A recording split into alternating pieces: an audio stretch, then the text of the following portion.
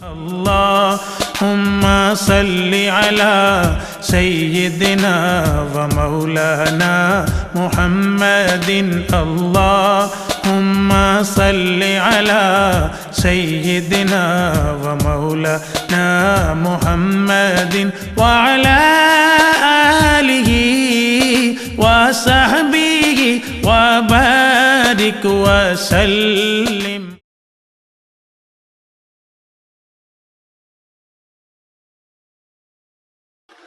نحمده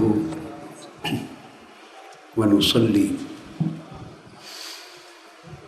ونسلم على سيدنا ومولانا محمد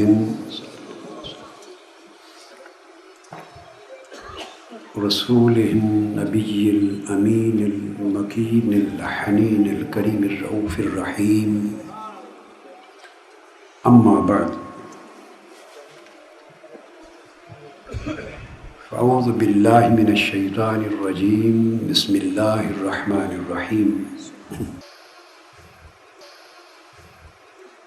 إن الله وملائكته يصلون على النبي يا أيها الذين آمنوا صلوا عليه وسلموا تسليما. صدق اللہ مولانا العظیم. درود پاک پڑھ لیں تاکہ امر کی تعمیل ہو جائے. اللہم صلی علی سیدنا مولانا محمد وعلی آلہ وصحبہ وبارک. محترم مشائخ و علماء کرام، معزز قائدین، رفقاء اور کارکنان تحریک منہاج القرآن، جملہ اہل محبت، اہل طریقت، اہل اسلام، خواتین و حضرات،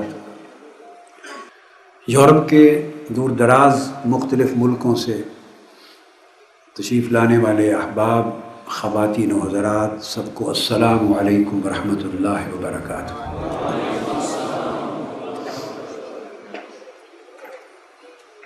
الحمدللہ تعالی،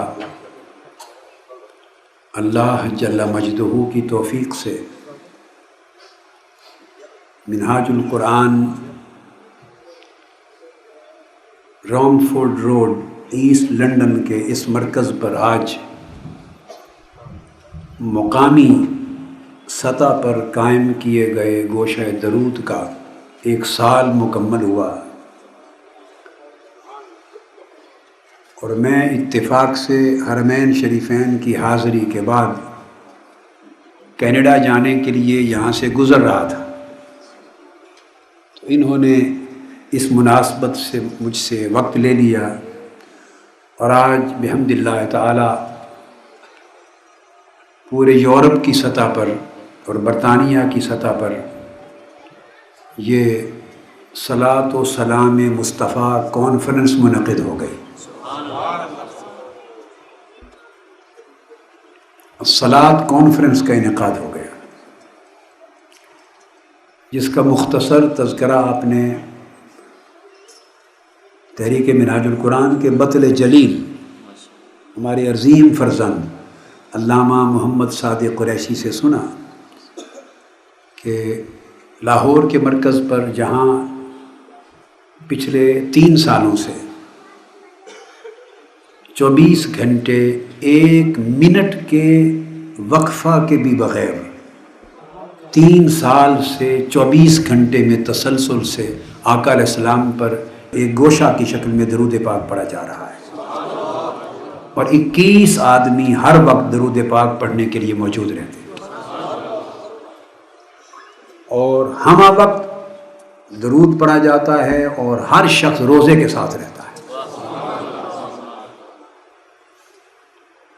اسی کے ذیلی مراکز گوشہ ہائے درود دنیا بھر میں تنظیمات نے قائم کیے، جن میں سے ایک منہاج القرآن کے اس سینٹر پر بھی ہے، اور میں امید کرتا ہوں کہ برطانیہ کے تمام سینٹرز ہفتہ وار وہاں تو مسلسل ہے، 24 گھنٹے مسلسل ہے، 1 منٹ کا بھی ناغہ نہیں، مگر آپ لوگ اپنے مراکز پر ہفتہ وار ویک اینڈ پہ हल्का दुरूद कायम करें और ये पूरी रुए ज़मीन पर ये अमल तसलसल के साथ इन तंजीमात के ज़रिए शुरू हो जाना चाहिए। क़ब्ल इसके कि मैं आज के मौजू पर गुफ्तगू शुरू करूँ,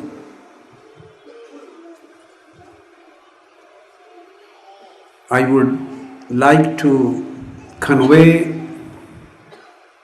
my gratitude and cordial thanks to the local government of Metropolitan London and local council and the local Metropolitan London Police and all relevant administrative officers, British officers and representatives of the British government who have facilitated them for this conference today, and they have helped them in organizing this international peace conference. The conference, which is celebrating the annual anniversary of the Peace Corner. This is a celebration of the anniversary of establishment of the Peace Corner over here. And the local government and the police, they have facilitated them in organizing this gathering. And they have allowed them to fix some projectors and screens outside the building so that a large number of people who have come from various cities, they could also be able to see and listen to this message. This conference is since the conference of peace and salutation on Holy Prophet Muhammad sallallahu alayhi wa sallam, which is in its commencement and its beginning up to its ultimate goal and objective, right from start to its end. Its message is peace, its message is love, its message is tranquility, its message is to spread happiness, to spread tolerance between the people, to create an atmosphere and to create an aptitude and to create a global human behavior of tolerance, human behavior of peace, human behavior of brotherhood, so that all kinds of hatreds, all manifestations of extremisms, all forms of terrorism which are creating unrest for the mankind, they may be eliminated, they may be eradicated, and they may be totally finished through spreading the peaceful message of peace. We don't involve in wars, we just involve in love.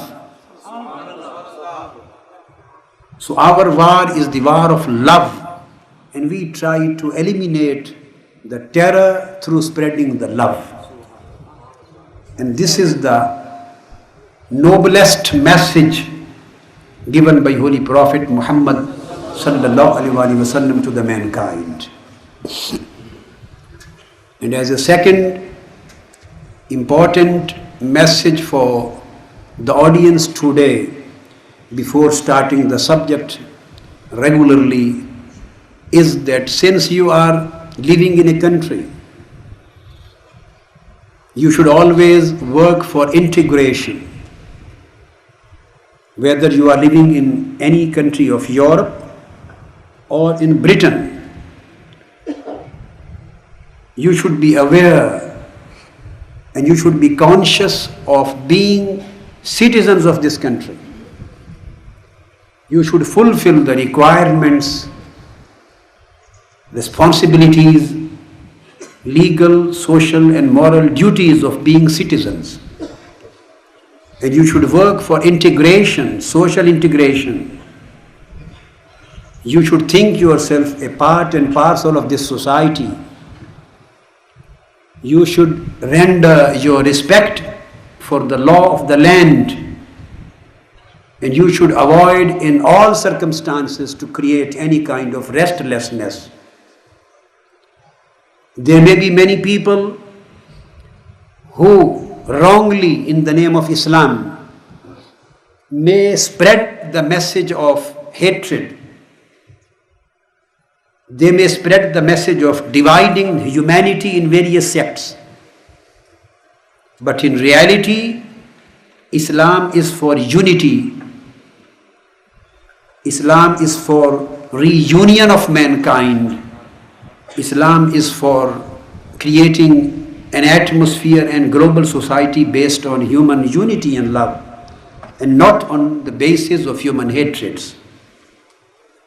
So you should practically show your loyalty, your obedience, and your cooperation to the law of land, so that you may be known as real representatives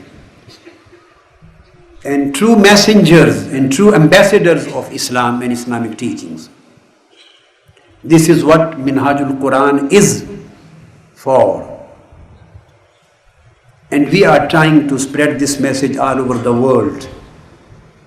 We condemn all kinds and all forms and all manifestations of not only terrorism, all manifestations of conservatism, all manifestations of extremism, all manifestations of radicalism, and all manifestations of terrorism.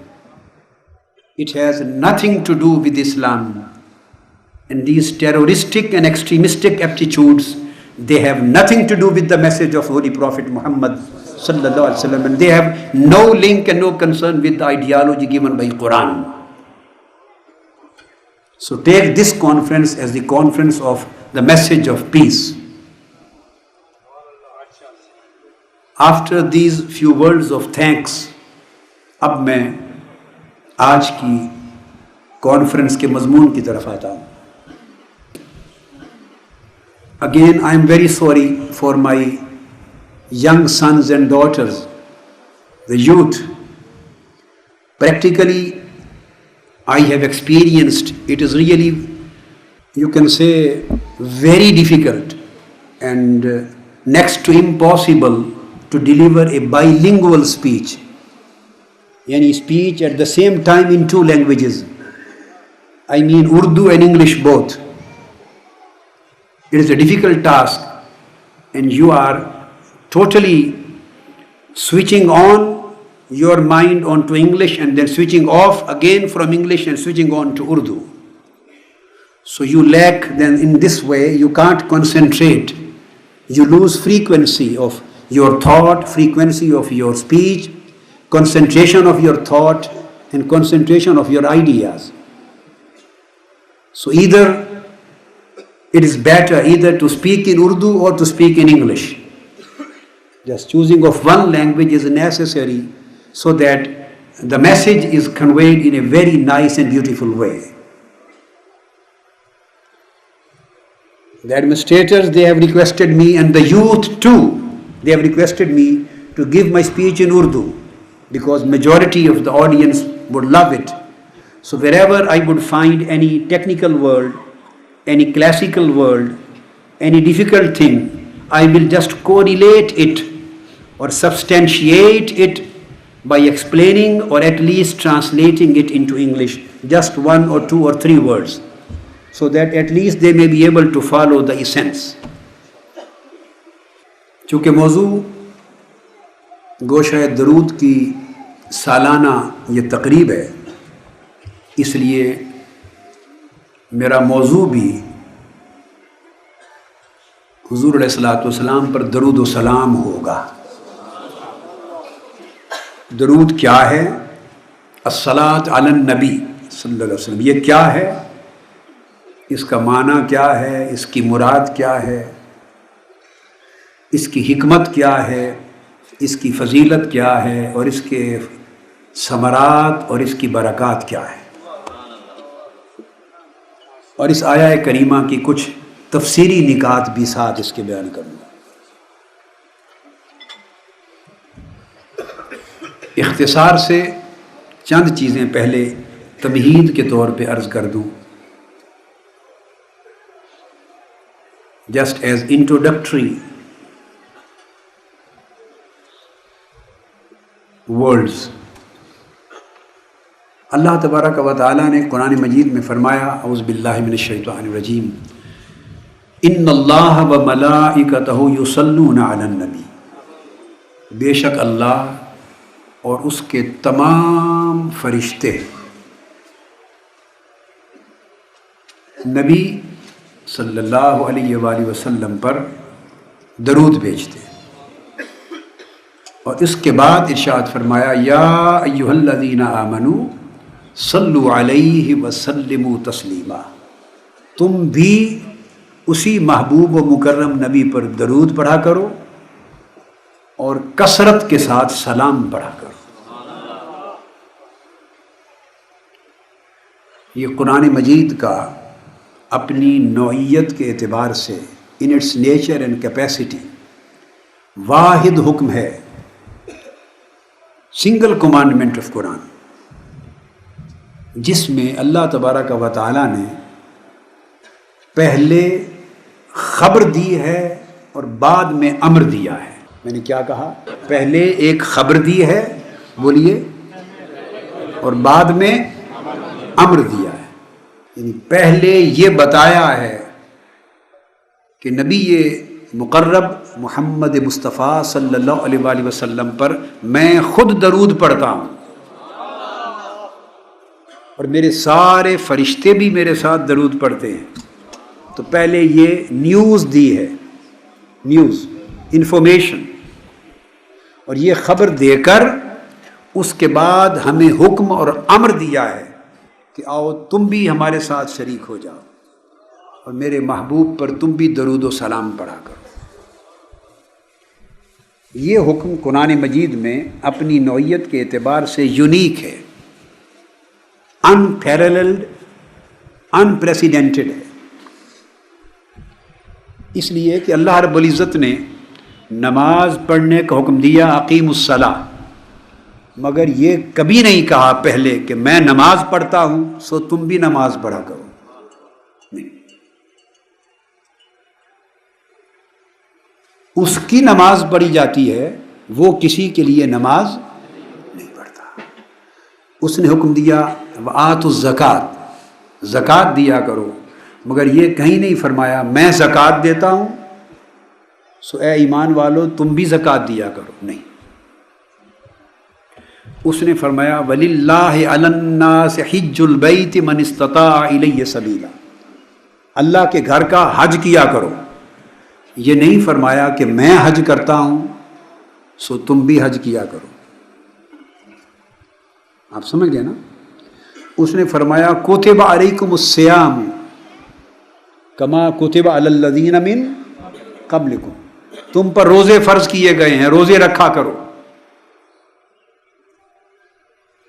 مگر یہ اس نے نہیں فرمایا کہ میں روزے رکھتا ہوں تم بھی روزے رکھا کرو۔ یہ توحید و رسالت کی شہادت کے بعد وہ موٹے چار پہلے ارکان اسلام ہیں جن پر اسلام کا ستون قائم ہے۔ تو اللہ تبارک و تعالیٰ نے ہر جگہ حکم دیا ہے کرنے کو، مگر کسی عبادت کے لیے یہ نہیں کہا پہلے کہ یہ میں خود بھی کرتا ہوں۔ یہ واحد حکم ہے اللہ تبارک و تعالیٰ کا کہ first of all He has made it his own practice and then he has commanded us to do the same. This is at the same time Allah's practice and his commandment. اللہ کی اپنی سنت اور اس کی عمل ہے اور پھر اس کا حکم اور امر ہے۔ یہ درجہ حضور علیہ السلام پر درود و سلام کو یونیک حاصل ہے، جو کسی اور عبادت کو یہ درجہ اور فضیلت حاصل نہیں ہے۔ ثانیاً، اب دوسری بات وہ یہ کہ اللہ تبارک و تعالیٰ کے دین کی ساری تعلیم نفی شرک کی ہے، کوئی اس کے ساتھ شریک نہیں ہے، اس کے نام میں، اس کے کام میں، اس کے نام میں، اس کے کام میں کوئی شریک نہیں۔ ہر جگہ اس نے شرکاء کی نفی کی ہے، صرف محبوب پر درود و سلام کا ایسا عمل ہے کہ اس میں اس نے ہر ایک کو اپنے ساتھ شریک بنا لیا۔ ہر جگہ شریکوں کی نفی کرتا رہا ہے، میرے ساتھ کوئی شریک نہیں، میرے ساتھ کوئی شریک نہیں۔ جب محبوب پہ درود و سلام کا وقت آیا تو اپنے کام میں سب کو شریک کر لیا ہے۔ آپ سمجھیں ہیں اس بات کو؟ اس نے اس کام کو ہر عمل سے جدا کر دیا ہے۔ پھر تھوڑا سا گرامیٹیکل انالیسز مختصر سا کر لوں، وہ میں نے پہلے بعض مواقع پر کیا ہے، اس کی تفصیل میں نہیں جاؤں گا، کچھ نئی چیزیں، تفصیل ان چیزوں کی بیان کروں گا جو نئی ہوں گی، بریفلی ان پر روشنی ڈال لوں۔ یہ آیہ کریمہ قرآن مجید میں یہ جملہ اسمیہ ہے، کیا؟ عربی زبان میں ایک قاعدہ ہے کہ جو جملہ اسم سے یعنی ناؤن سے شروع ہو اس کو جملہ اسمیہ کہتے ہیں، اور اگر جملہ کسی ورب سے، فعل سے شروع ہو تو اسے جملہ فعلیہ کہتے ہیں۔ یہ عربی کا قاعدہ ہے۔ اب جو جملہ فعلیہ ہوتا ہے، جو ورب سے، کسی فعل سے شروع ہوتا ہے، ایک خاص بات یاد رکھ لیں، اس کے لیے شرط ہے کہ وہ کسی نہ کسی ایک زمانے کے لیے مشروط ہوتا ہے۔ فعل کبھی بھی زمانے سے خالی نہیں ہوتا، ہر فعل، verb, it has to be contained in specific time, whether past or present or future. یا فعل ماضی ہوگا، بولیے، آپ کہیں گے it is past tense، یا فعل حال ہوگا، this is present tense، یا فعل مستقبل ہوگا، you will say future tense۔ ایک فعل سارے زمانوں پر کبھی حاوی نہیں ہوتا۔ آپ کہیں گے میں نے کھانا کھایا، جب آپ نے کہا کہ میں نے کھانا کھایا، اس کا مطلب ہے کہ آپ کھانا کھا چکے، اب نہیں کھا رہے، اب، یا کہیں گے میں کھانا کھا رہا ہوں، I am eating، تو یہ حال ہے، یعنی اب کھا رہے ہیں۔ اس میں اس بات کی ضمانت نہیں کہ آپ نے کل کھایا تھا یا صبح کھایا تھا یا نہیں، اور شام کو کھائیں گے یا نہیں۔ At present you are eating, so there is no description or mention of past or future. So this present tense contains only one time frame. یا آپ کہیں گے میں کھیلوں گا، I will play، اس کا مطلب ہے کہ you are saying something about future، اور اب اس میں یہ ضمانت نہیں کہ آپ کہیں پہلے بھی کھیلے تھے یا نہیں، اور اب کھیل رہے ہیں یا نہیں، یہ شامل نہیں ہے۔ آپ کھیلیں گے مستقبل میں۔ تو جب جملہ فعلیہ ہوتا ہے تو وہ کسی ایک زمانے کے ساتھ مشروط ہو جاتا ہے، وہ مقرون بالزمان ہوتا ہے، conditioned with some period, some time. It becomes qualified and conditional with a special span of time. It cannot be continuous, endless, everlasting. It cannot be persistent. Either it has to be contained in the past period or present or future. اگر جملہ فعل سے ورب سے شروع ہو اور اگر جملہ اسم سے شروع ہو ناؤن سے تو پھر اس میں کسی ایک زمانے کے اندر بند ہونے کی شرط ختم ہو جاتی ہے، وہ مستقل ہو جاتا ہے، وہ سارے زمانوں پر حاوی اور محیط ہوتا ہے. It applies to past, it applies to, in the same way it applies to present, and it in the same way applies to future. اب قرآن مجید میں یہ جو ارشاد فرمایا اللہ رب العزت نے، ان اللہ وملائکتہ یصلون علی النبی، انا کلمہ تاکید کے ساتھ اللہ و ملائکتہ اسم سے شروع کیا، اور اسم بھی اپنے نام کا اسم، سب سے بڑا اسم، اور فعل بعد میں آیا یصلون. اللہم صلی علی سیدنا و مولانا محمد. اللہم صلی علی سیدنا و مولانا محمد وعلی آلہ وصحبہ وبارک وسلم.